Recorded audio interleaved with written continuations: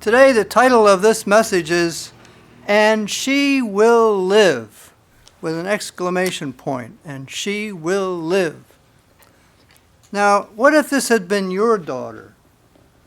What if that was your daughter or your son, somebody you love, and this person that you love and you know very well, of course, your own flesh and blood, is on the verge of dying, and you are distraught. You are feeling like, oh, what am I going to do? This little girl is about to perish, maybe, and I need to do something about this. What can I do? So you hear of this wonderful person who does these miracles. You've heard of this person named Jesus Christ. And you're aware of him. You've heard of him. There's a certain reputation that he's created for everybody. And there's a reputation that he has been able to deliver people from demon possession. He has healed people. Well, that's the kind of person I want to get hold of. I want to find out who is this. Well, you might know, but he learned of Jesus Christ coming, that direction, his way. And so he went to him and summoned him. Jesus, please come and heal my daughter, lift her up, and she will live. So I want to go through a couple of different aspects of this message today. This story appears in three different places: Matthew 9, and Mark 5, and Luke chapter 8.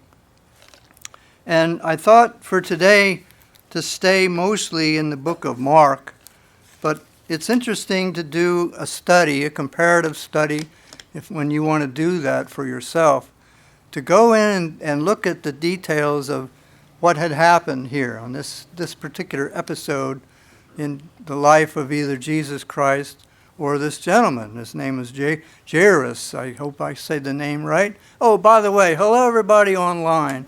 And the red light is shining up there, and I neglected to say a greeting to all of you, so I want to make sure to do that. And I told people on the Zoom Bible study that we try to give you virtual hugs.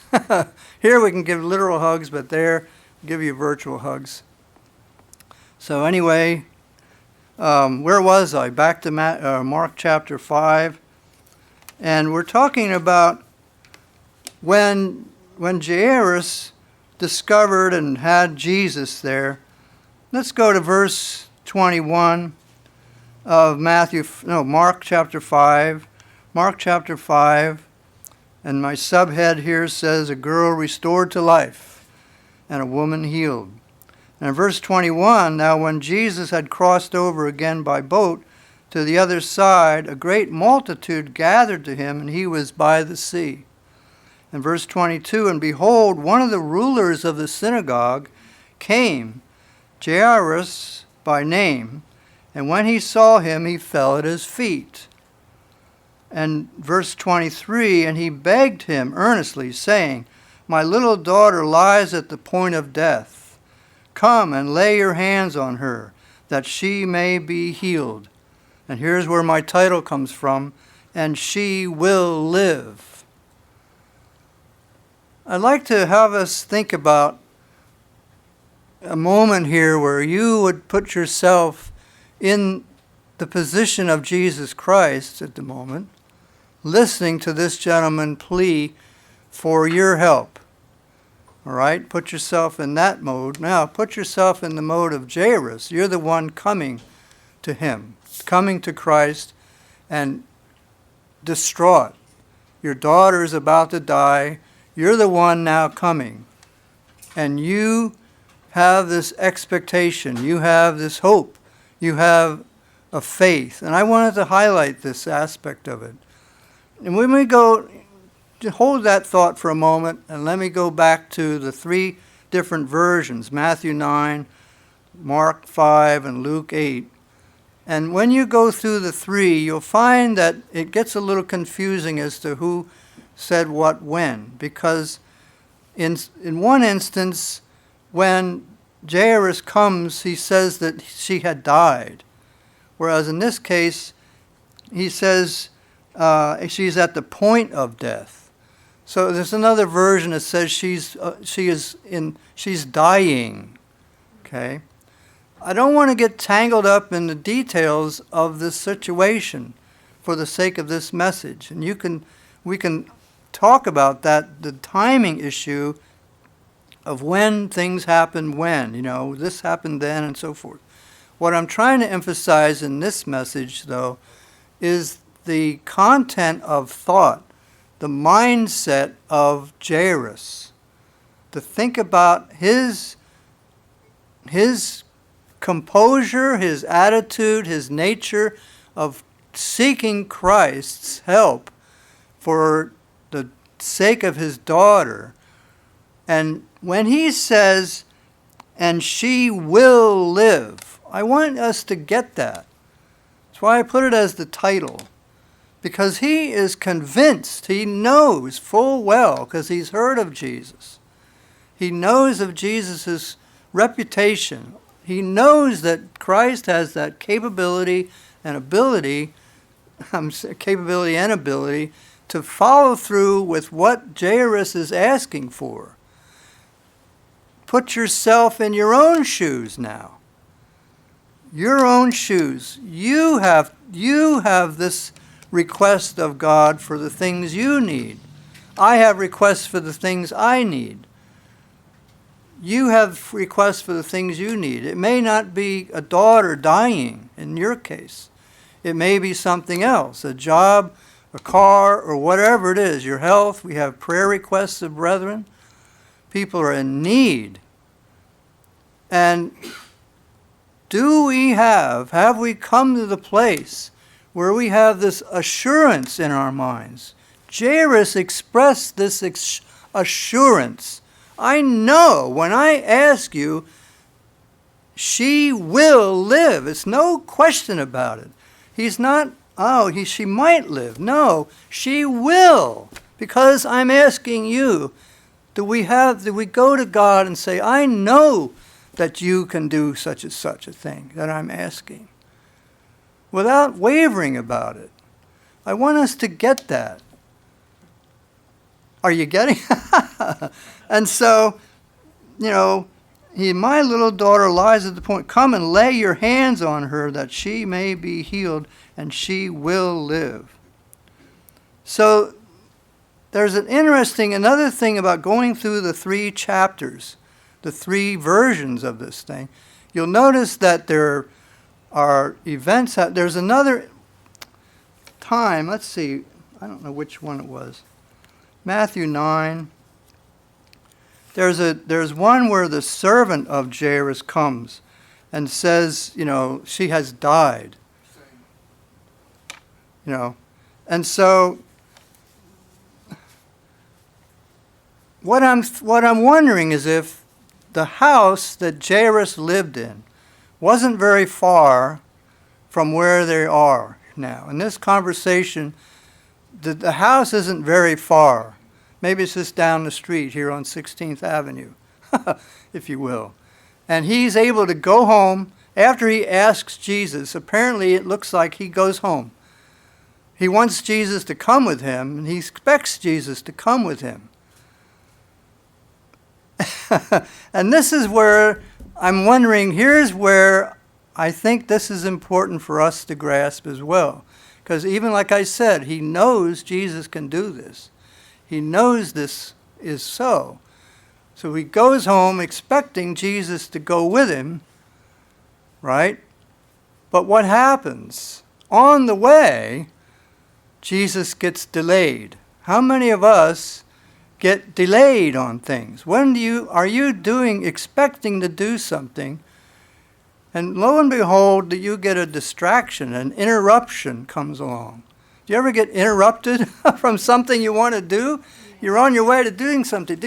I've got to do this, and this other thing comes in your way. I had that yesterday, silly old computer. All of a sudden, it wants to do an update. I've got this work to do. Oop, I need to do an update right now. I've been interrupted, and I've got to do this thing in order to fulfill what I need to do. You know? So, what is Jairus feeling right now? Do you think that he's feeling like, hey, come on, we were going to go over to my house. Why are you delaying? Come on, let's go. She's going to die any minute now. Why are you delaying? Come on. I mean, does he feel that way? And what did Jesus tell us earlier in the Sermon on the Mount? Be you anxious for nothing. Be you anxious for nothing? But don't you see? We've got to get down there now. Come on, we've got to go. And yet, what does Jesus do? Here's this interruption. And the woman with the blood, she's got an issue of blood. And he's being thronged by the crowd. You know? What are we looking at here? And she's reaching out to grab for his hem of his garment. If I can only but touch his garment, I will be healed. She believes in it. There's another example of somebody believing in it. She doesn't go to him to ask verbally. She's afraid to do that. So just if I touch the hem of his garment, I will be healed. She still believes it. She's still filled with faith.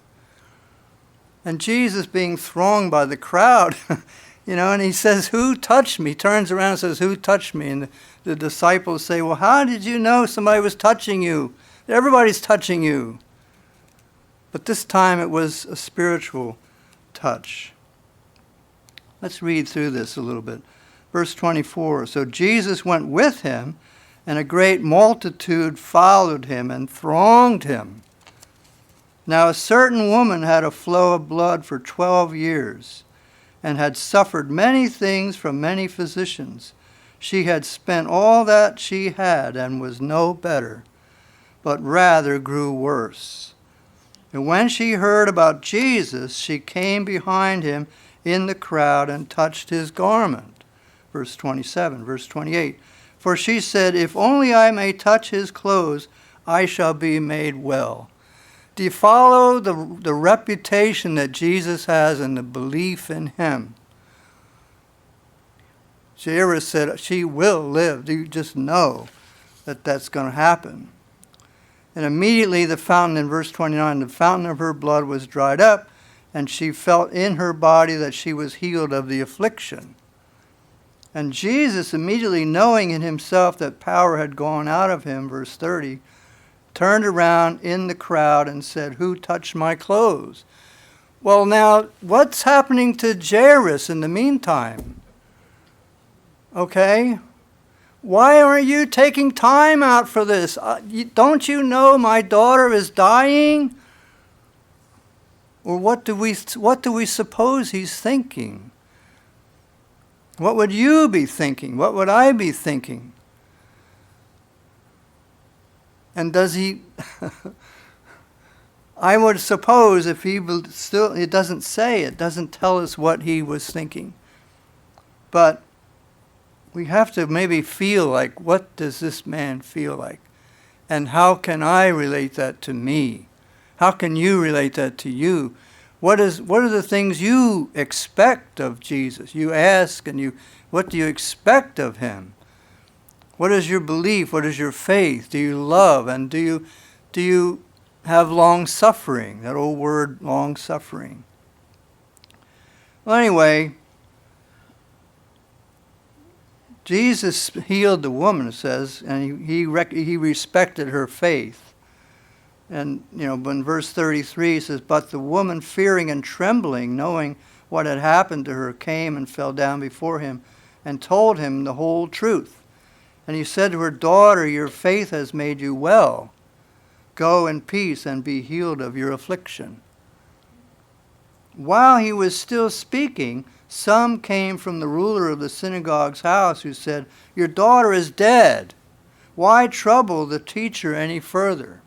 Well, if you had just come, she wouldn't have died maybe.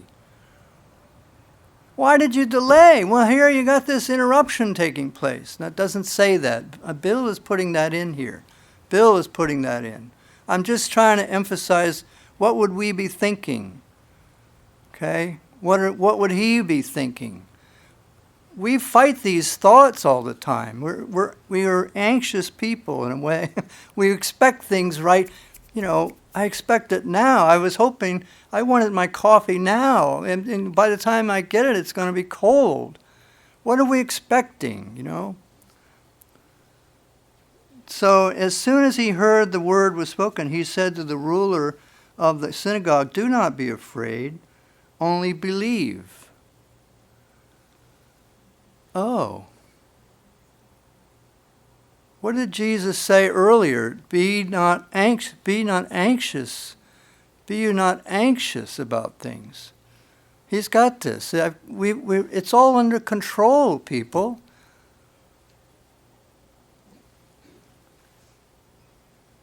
Don't fret this thing.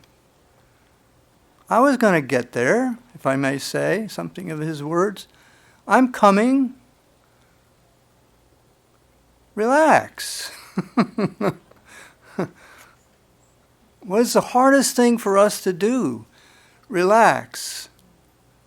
He's saying, I've got this. Relax. Be patient. You know, we said, what is it in James, where he says, you know, you suffer many trials, and what is one of the fruits of the trial? That you would work patience. Patience is a fruit of the expectation of his healing, that you have faith. It produces patience. Why is patience so important? To wait on him, to give him time. And sometimes he does something instantly for his own reasons. Other times you're going to have to wait, people, on that one. But do we still have the same faith in God? Is he still capable of doing what he said he would do? Yes, of course. Do we believe it? You know? So, all right. Hold your place there right now. I wanted to, have that. What is Jesus like? One of the reasons I'm giving this message is to emphasize the concept of what Jesus is. If you go to John 14 and verse 6, John 14 and verse 6, I've been, in my series of little sermons here, messages, we've been going through this verse one at a time, 14 verse 6, because Jesus describes himself. Jesus said to him, I am the way, the truth, and the life. No one comes to the Father except through me. So I covered about the way some time ago, how Jesus is this like a road or a pathway that leads to life, leads to his calling and so forth. Then we covered about the truth, that Jesus is the truth. We talked about the accident. If men have an argument between one and the other, and both sides think that they're correct, absolutely correct, but only one has the actual truth, and that is Christ. And we looked at the blue sky above the auto accident, and the people are talking, arguing whose fault it was.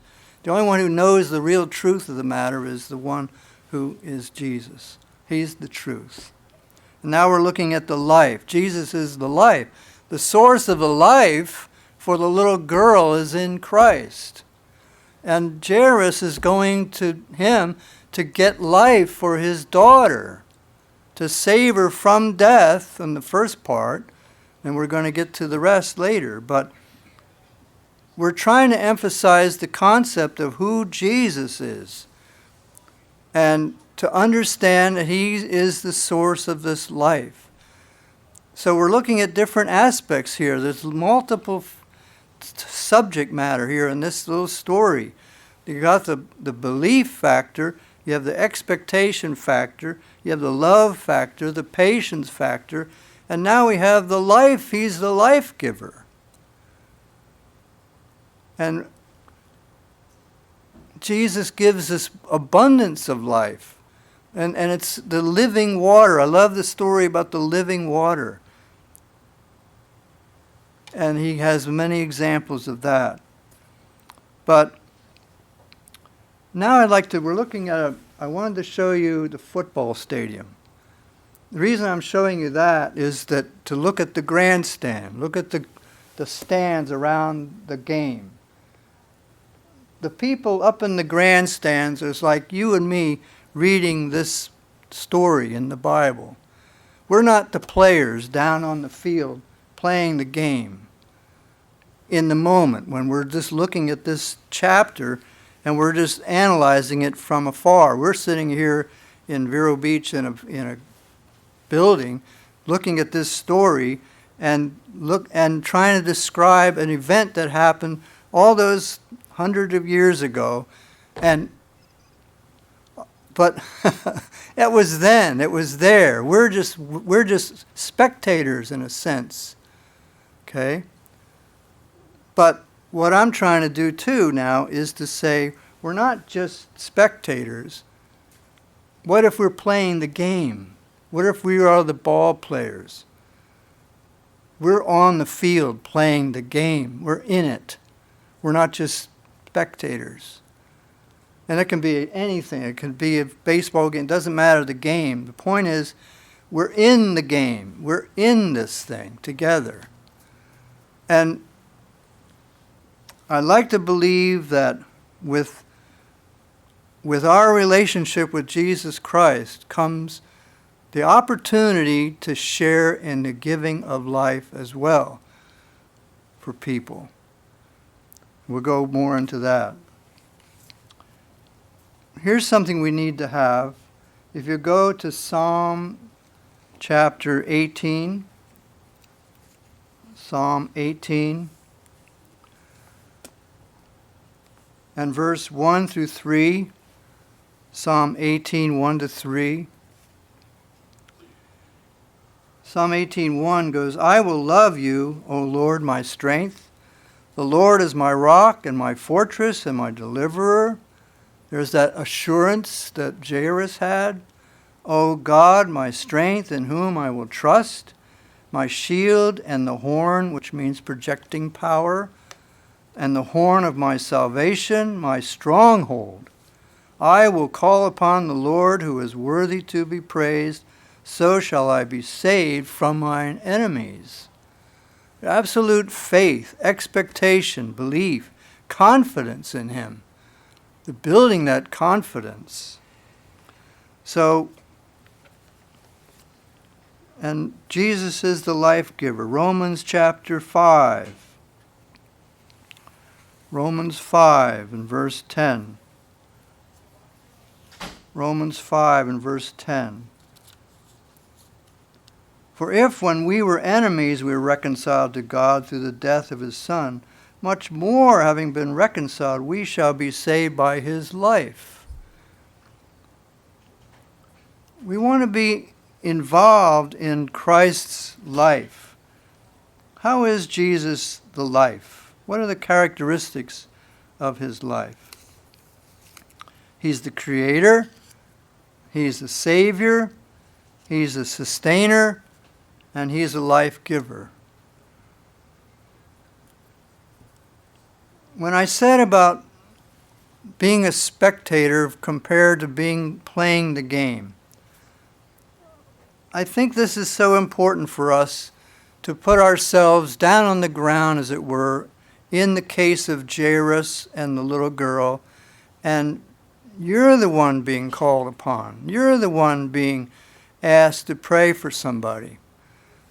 Here's an example here's a prayer list. I assemble this together. When Chuck and Mary send the prayer requests out, they send them individually. And I assemble them, I just do it on my own. I assemble them onto as few sheets of paper as possible. And then I put them together. Well, when we read of these brethren, do you become like Jesus in the sense that people are coming to us asking, would you intercede for my brother or my sister, or my grandson in this case, my husband, my wife? We're interceding for them. And that's one of the loveliest things I think about prayer and helping people is being able to intercede. I say it over and over, interceding. Can you imagine? You get to be like Christ in that little bit, that little way. Get to be like him. And that's awesome, brethren. A few times ago, I guess a month or so, no, more than a month and a half or 2 months ago, Jeff Newell gave a sermon, and he told about being able to give life to people. And he went to Genesis 50 and verse 20. Genesis 50 and verse 20. And he talks about Joseph. There was an example here of Joseph. And Joseph had been put into prison, and he was telling his brothers there, don't worry. It says in verse 20, but as for you, you meant evil against me, but God meant it for good, in order to bring it about as it is this day, to save many people alive. And then Jeff Newell brought out how that the possibility exists that as we become more and more associated, of course, with God, as we enter in maybe into the world tomorrow, of course, when we get into the world tomorrow, it's another story. But what we get to do, what we have the ability to contribute to the giving of life for everyone, that's a calling card. That's what I want to sign up for. That's what I'm here for, if I may, to help give life to everybody. Everybody out there is dying one way or another. People are dying left and right. Right now as we speak, thousands of people are dying right now, hundreds, whatever. Auto accidents, shootings, you name it. Can we rescue these people? Isn't an opportunity to give life. So that gives you reason to want to be here, I think, to be in the church and learning this whole process so that we can become a participant and not just a spectator. Well, going back to Mark chapter 5, and when Jesus said, do not be afraid, only believe. We're going back to the story here of the little girl, and verse 37, he permitted no one to follow him except Peter, James, and John, and the brother of James. And he came to the house of the ruler of the synagogue and saw a tumult and those who wept and wailed loudly. When he came in, he said to them, make this commotion. Why make this commotion and weep? The child is not dead, but sleeping. And they laughed him to scorn. But when he put them all out, he took the father and the mother of the child and those who were with him and entered where the child was lying. Then he took the child by the hand and said, Talitha cumi, which is translated, little girl, I say to you, arise. Immediately the girl arose and walked, and she was 12 years of age. And they were overcome with great amazement. And he commanded them strictly that no one should know it, and said that something should be given to her to eat. So, the end of this story is a beautiful story of how life came for this little girl. And he is a life giver. What if you were the one who was there together with him and sharing in this joy? We get to share in some wonderful joys, brethren. And so I hope we all can do that successfully.